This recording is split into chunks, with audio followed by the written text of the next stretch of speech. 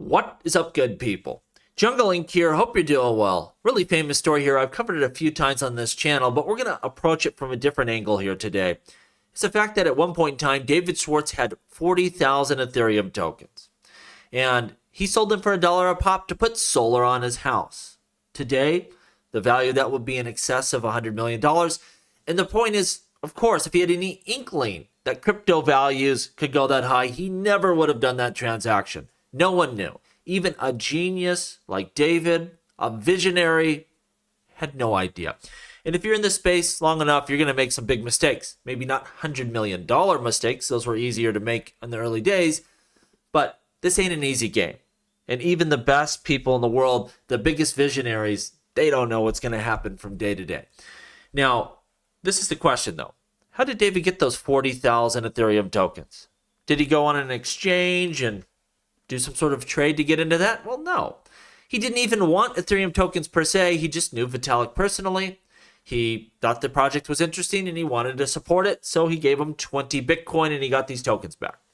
That's why the value went up. He's like, hey, let's get a solar system out of this. Wasn't really about investing. David Schwartz was a participant in the Ethereum ICO. So I'll ask you this, knowing everything you know about David, if he had any inkling that that was some sort of illegal operation, do you think he would have participated? People today try to act like the Ethereum ICO was some crime against humanity. It's the same thing as Ripple. They weren't trying to break the law. They wouldn't have structured their transactions as they did, essentially doing a decade-long ICO when they sold tokens to institutions, wrapping them in contracts. They thought that was actually the most compliant way to do things. Sure is a lot easier just to sell tokens on the secondary market at full market price. They didn't try to break the law. The laws are obscure. This is a new industry. And, that's the cost of being in the cutting edge. You're going to make mistakes. And so when people look at Ethereum and the ICO and just try to act like that's some crime, it's ridiculous. Again, you see our very own David Schwartz was one of the participants in that. It's important to really look at what the crime was, and that was Hinman. Hinman's speech, going up there and creating his own regulations, his own clarity for the Ethereum token. Now, of course, someone needs to investigate that and say, you know what?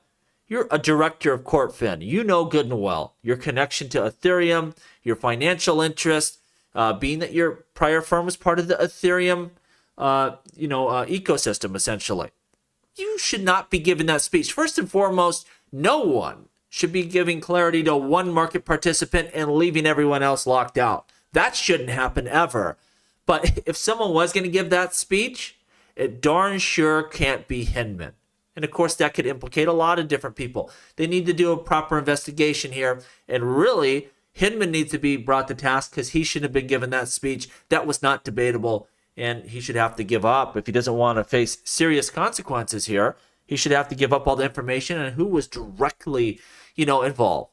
And until we find that out with certainty, and we probably never will, unfortunately, the government's not going to investigate themselves typically. We really don't know. But the ICO itself, to point at that and say that's a crime and that's some massive, scheme or illegal enterprise, is like the people that point at Ripple and go, aha, you broke the law. Neither side wanted to do that. They were just trying to launch their projects and build the future. And so we need to focus on really what the impropriety is, which is Hinman's conduct. And of course, where does that sprawl out from there? And who is directly involved? That is the problem, not the fact that Ethereum did an ICO. Let me know what you think down below. As always, please like, please subscribe. The revolution will be televised right here on Jungle Link.